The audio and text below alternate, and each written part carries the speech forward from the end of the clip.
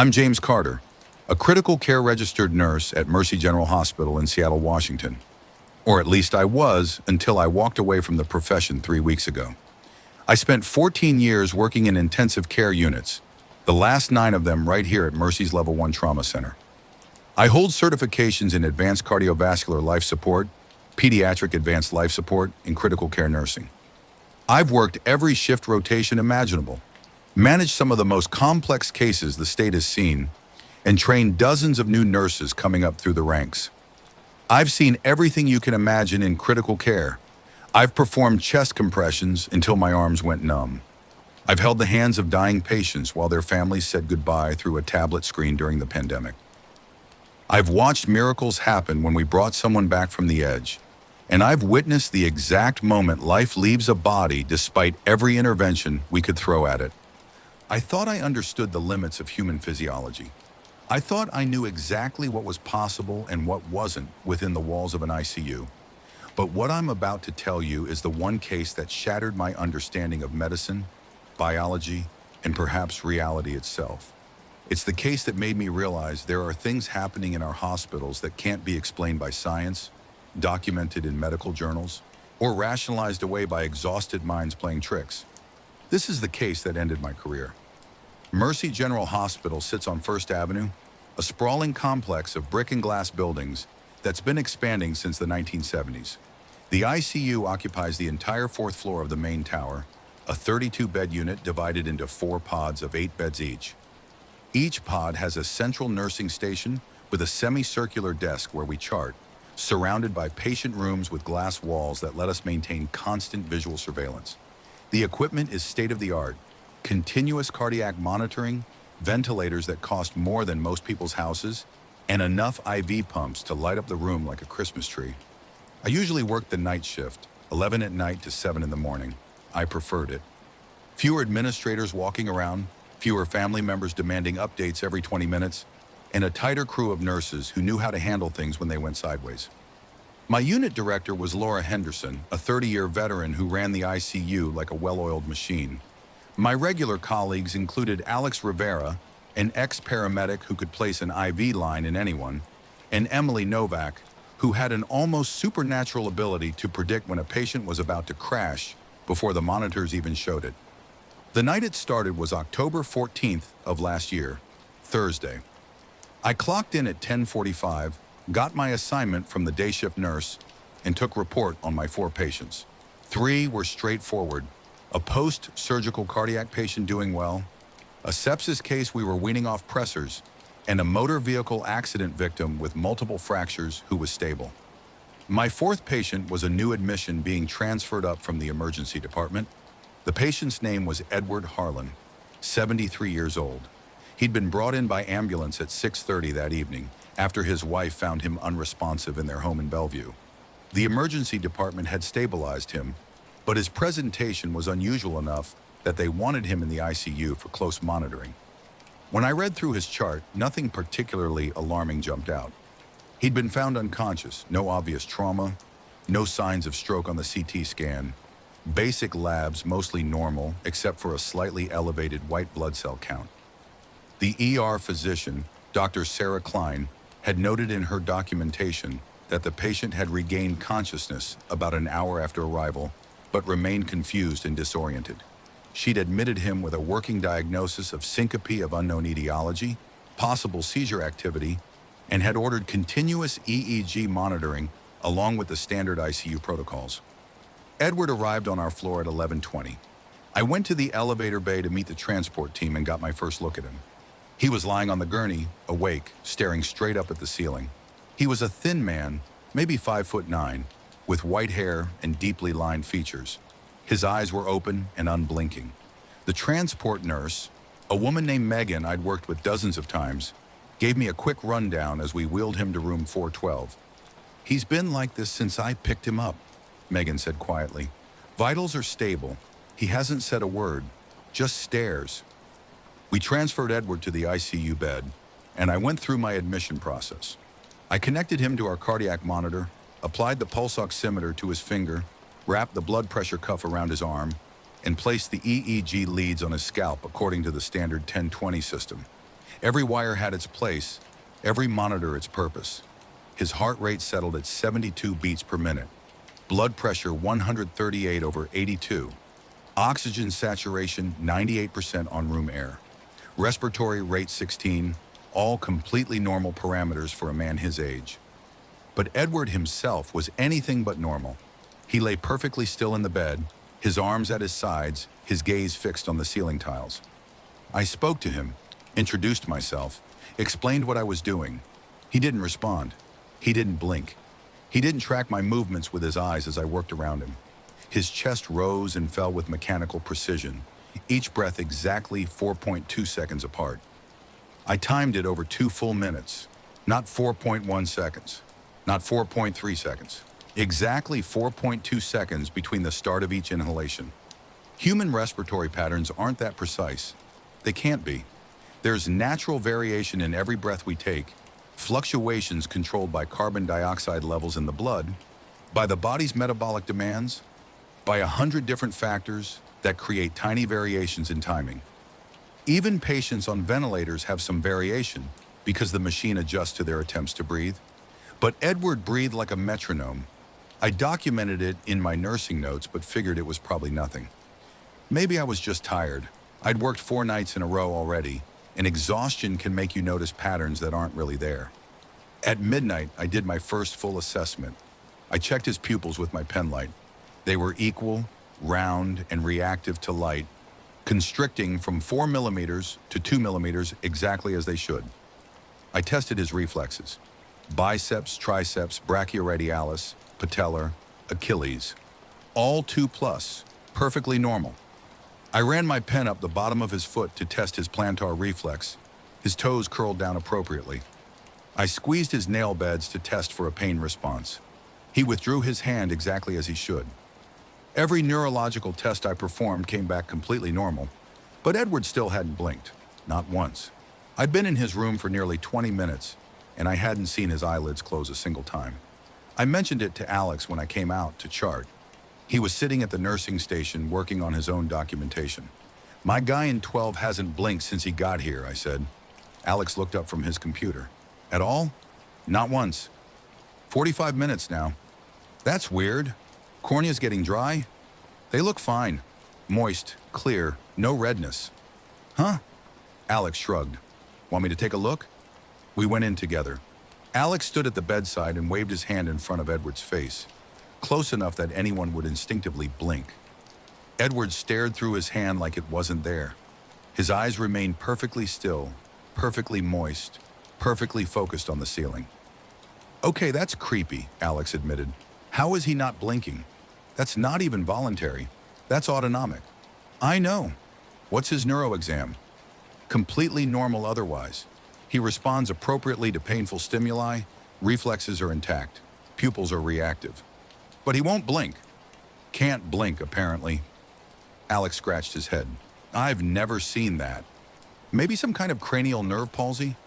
"Seventh nerve controls eyelid closure, but it's bilateral and his face is otherwise symmetric. Plus he has a normal corneal reflex when I tested it. The muscle works. He's just not using it." We stood there for another minute, watching Edward breathe his impossibly regular breaths and stare at the ceiling with unmoving eyes.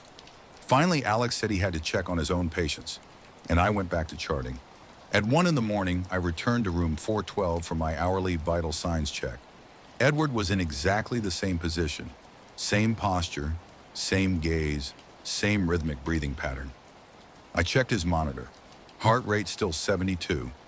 Blood pressure 139 over 83. I noted that his heart rate hadn't varied by a single beat per minute in the 90 minutes he'd been on our floor. That's when I started to feel the first whispers of unease. Heart rate variability is one of the fundamental signs of a healthy autonomic nervous system. Even when someone's heart rate averages 72 beats per minute, there are tiny fluctuations beat to beat. The interval between heartbeats changes constantly, millisecond by millisecond, as the body responds to breathing, to position changes, to 1,000 tiny adjustments. It's called respiratory sinus arrhythmia, and it's completely normal. In fact, lack of heart rate variability is often a sign of serious illness or autonomic dysfunction. I pulled up the detailed waveform on his cardiac monitor. the one that shows the precise interval between each heartbeat. The RR interval, we call it, the time between the R waves on the EKG. Edward's RR interval was 833 milliseconds. For 90 consecutive minutes, every single heartbeat had occurred exactly 833 milliseconds after the previous one. Not 832, not 834, 833. I called Emily over. She looked at the monitor, looked at me, looked back at the monitor. "That's not possible," she said flatly. "I know. The monitor must be malfunctioning. That level of precision doesn't exist in human physiology." "That's what I thought. But look," I pointed at Edward. "Watch his chest, count his breaths." We stood in silence counting. After 60 seconds, we both arrived at the same number. 14 breaths. 14 breaths in 60 seconds, each one lasting exactly 4.2857 seconds. "What the hell is wrong with him?" Emily whispered. I shook my head. "I don't know, but we need to tell Laura." Laura Henderson arrived at the nursing station at 1:30. We showed her the monitor readings, explained the breathing pattern, demonstrated Edward's complete lack of blinking. Laura had seen nearly everything in her 3 decades of critical care nursing. She prided herself on staying calm during emergencies, on having a rational explanation for every unusual presentation. She watched Edward for 15 minutes. Then she called the ICU attending physician. Dr. Daniel Brooks was the overnight intensivist, a sharp guy in his early 40s who'd done his fellowship at Johns Hopkins. He arrived on the floor at 2 in the morning, and I walked him through everything we'd observed.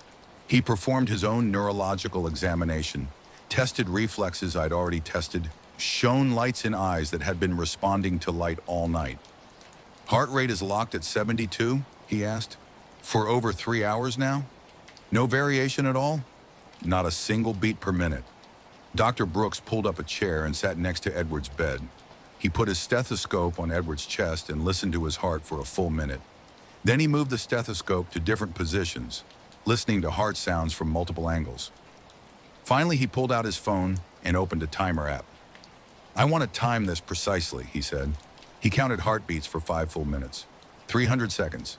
Then he did the math on his phone's calculator. His face went pale. 360 beats in 300 seconds. Exactly 72 beats per minute. No variation. He looked at me. "James, this isn't physiologically possible. The human body doesn't work with this level of precision. There's always noise in the system. Always." "I know. What medications is he on?" "None. He just has a saline lock. We haven't given him anything." "No beta blockers? No antiarrhythmics?" "Nothing. He was a field pickup. His wife said he takes a daily multivitamin, and that's it." Dr. Brooks stood up and paced the room. "I want a full cardiac workup. Troponins, BNP, repeat EKG. I want neurology consulted first thing in the morning, and I want continuous video EEG monitoring, not just the leads. I want to see if there's any seizure activity we're missing." "What do you think is wrong with him?" Emily asked. Dr. Brooks looked at Edward, then back at us. "Honestly, I have no idea. But this isn't a medical condition I've ever seen or read about. This is something else." The rest of the night passed slowly. I checked on Edward every hour. His vital signs remained absolutely unchanged. Heart rate 72. Blood pressure varying by only a point or two. Oxygen saturation 98%. Respiratory rate 14. His eyes stayed open, unblinking, staring at the ceiling. At one point, I stood at his bedside for 30 minutes straight, just watching, trying to understand what I was seeing. At 5 in the morning, something changed. Edward's right hand moved. It didn't twitch or spasm. It didn't slowly curl into a fist or relax. It moved with mechanical precision from his side to the bed rail, wrapped around the metal bar, and squeezed. I heard the metal creak under the pressure. Then his hand released, moved back to his side, and went still. The entire movement had taken exactly 3 seconds. I checked the timestamp on the monitor. 5:02 and 16 seconds to 5:02 and 19 seconds. My skin went cold. I stepped out of the room and pulled up his vital sign flow sheet on the computer. I scrolled back through the night, looking at the automatic blood pressure readings that happened every 15 minutes. Every reading was time-stamped. I did the math. Every blood pressure reading had occurred at exactly 2 minutes and 16 seconds, past the hour or 15-minute mark. 12:02 and 16 seconds. 12:17 and 16 seconds. 12:32 and 16 seconds. The machine was programmed to take readings every 15 minutes. But there's always some variation in the exact second it happens. The cuff inflates, measures, deflates. It takes time. The process isn't perfectly precise, except apparently it was. For Edward, everything was precise. I called Alex and Emily over. I showed them what I'd found. We stood around the computer in silence and staring at columns of numbers that shouldn't have been possible. "What is he?" Alex finally asked. "I don't know," I said. "But I don't think he's a patient anymore." At 6 in the morning, Edward sat up. He didn't slowly rise or struggle against weakness. He was lying flat on his back, and then he was sitting upright at exactly 90 degrees, his back perfectly straight, his hands resting on his thighs. The movement was instantaneous, one position to another with no transition. I was at the nursing station and saw it happen through the glass wall. I ran into the room, Alex right behind me.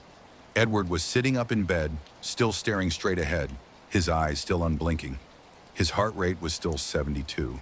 His respiratory rate was still 14. "Edward," I said, "can you hear me?" For the first time all night, he responded. He turned his head to look at me. The movement was smooth but wrong somehow. Too fluid, like his neck was on ball bearings. His eyes met mine.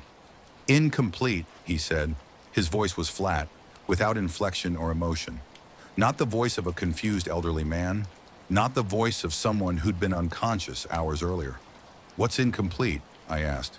"The pattern, the sequence, the data collection phase, still incomplete." "Edward, do you know where you are?" He tilted his head exactly 15 degrees to the right. "Designation, Edward Harlan.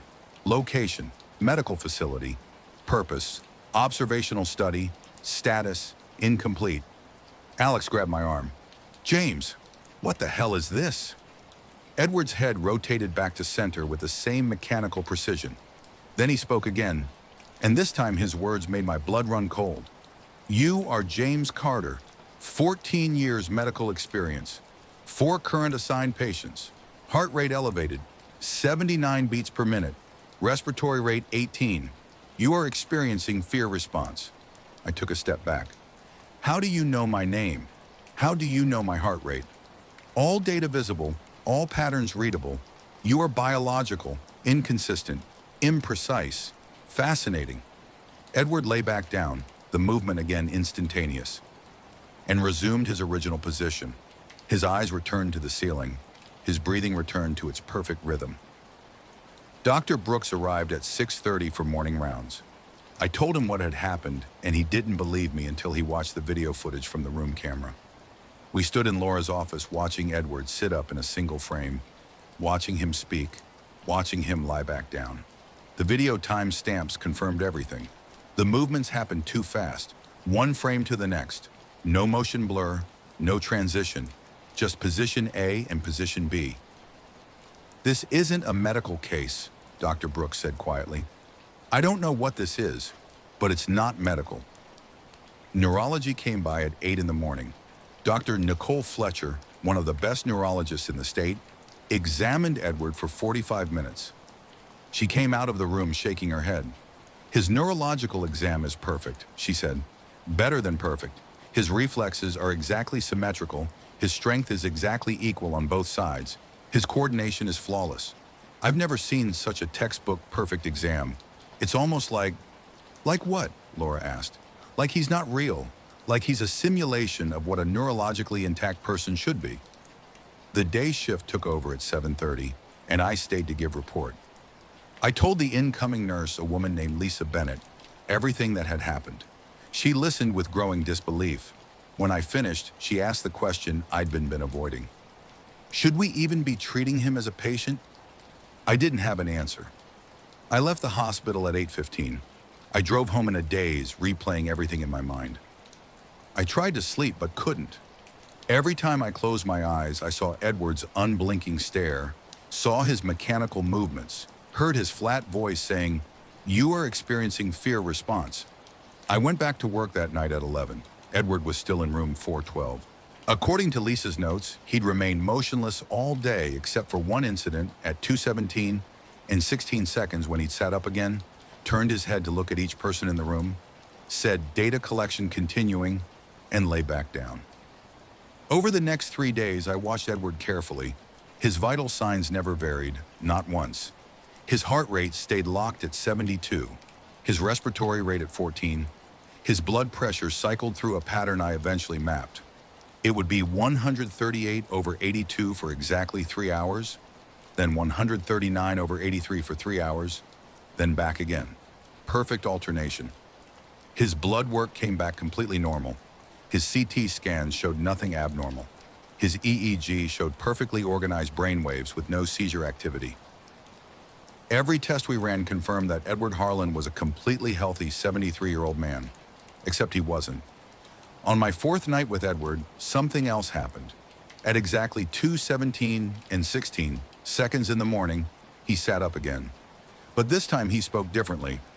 Observation phase complete, data sufficient, terminating interaction. And then Edward Harlan coded. His heart rate, which had been exactly 72 beats per minute for 96 consecutive hours, suddenly jumped to 230. His blood pressure, which had been cycling perfectly, dropped to 40/20. His oxygen saturation plummeted to 70%. We ran a code. I did chest compressions while Alex pushed drugs and Dr. Brooks managed the airway. Emily documented everything. We worked on him for 43 minutes, following every protocol, doing everything right. At 3:02 in the morning, Dr. Brooks called time of death. I stepped back from the bed, breathing hard, my scrubs soaked with sweat. We'd lost patients before. It happened in the ICU. But this felt different. This felt deliberate. Edward lay on the bed, finally still. His eyes were closed for the first time since he had arrived. I looked at his face and felt nothing but confusion and fear. The medical examiner came at 6 in the morning. Dr. Marcus Lee was a man I'd worked with before, a thorough and professional pathologist. He examined Edward's body, reviewed our medical records, and signed the death certificate. Cause of death, cardiac arrest, etiology unknown. 3 days later, Dr. Lee called the ICU. Laura took the call, then pulled me into her office. "The autopsy results are in," she said. "Lee wants to talk to you." She put him on speaker. Dr. Lee's voice was shaken. "James, I've performed over 3,000 autopsies in my career. I thought I'd seen everything. But Edward Harlan, there's something wrong." "What did you find?" "Nothing. That's the problem. I found nothing. No disease, no pathology, no anatomical cause of death. His heart was perfect. His brain was perfect. Every organ was in pristine condition. For a 73-year-old man, it was extraordinary. It was too perfect." "What do you mean too perfect?"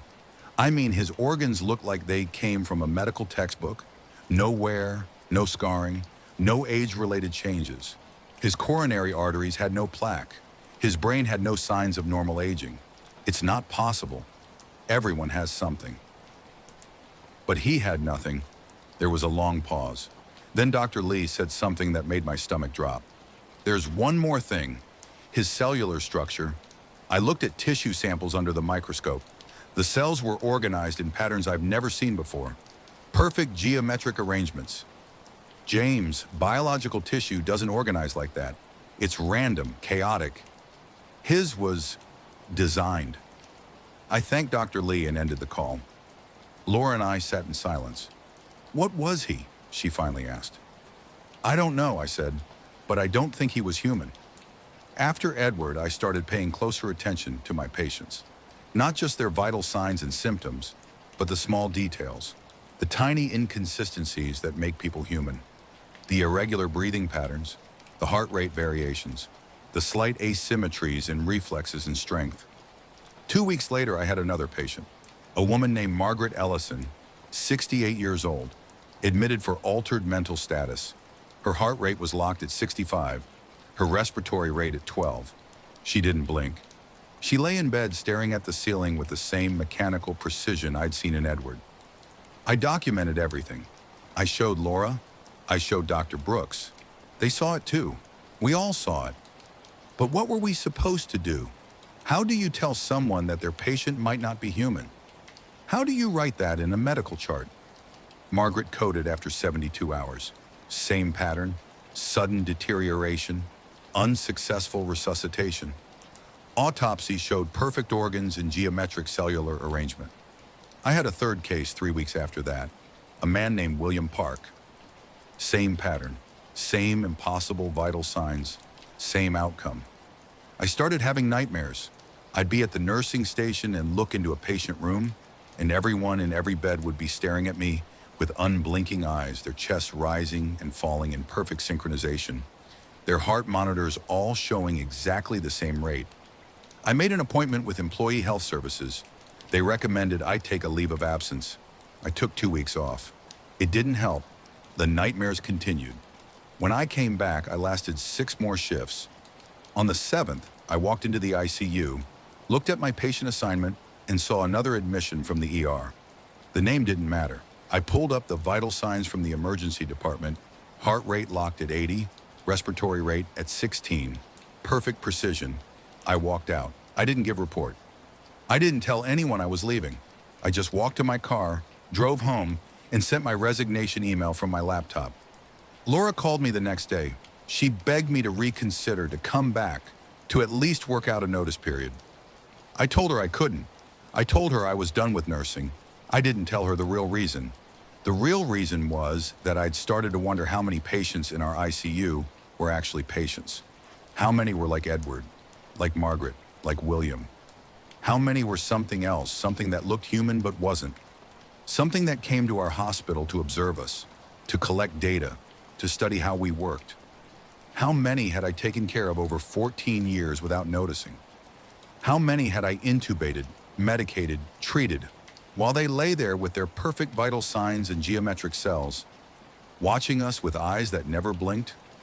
I lie awake at night now, thinking about those 3 cases, thinking about all the other patients I've cared for over the years, wondering which ones were real and which ones were something else. I wonder what they were collecting data for, what they were studying, what they learned, and I wonder if they're still out there, still being admitted to hospitals across the country, still lying in ICU beds with perfect vital signs and unblinking eyes, still watching us with mechanical precision while we try desperately to save them.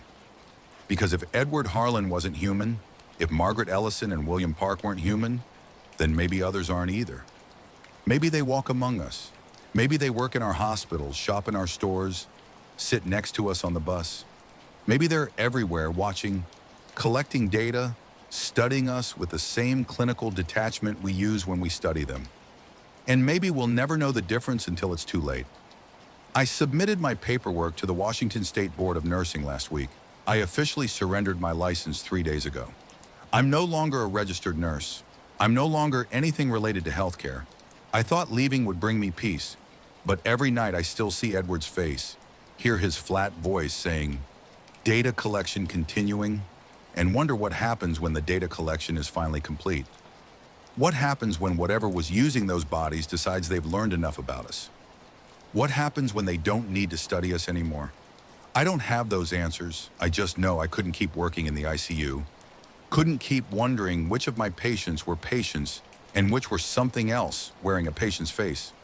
The hospital never followed up on my concerns. They never investigated further. Edward, Margaret, and William were listed as natural deaths, filed away in the medical records database, forgotten by everyone except me. But I remember. I remember every perfect heartbeat, every mechanical breath, every unblinking stare. And I remember that somewhere out there, whatever was inside those bodies is still watching, still learning, still collecting data on the species that thinks it understands life and death. We don't understand anything at all.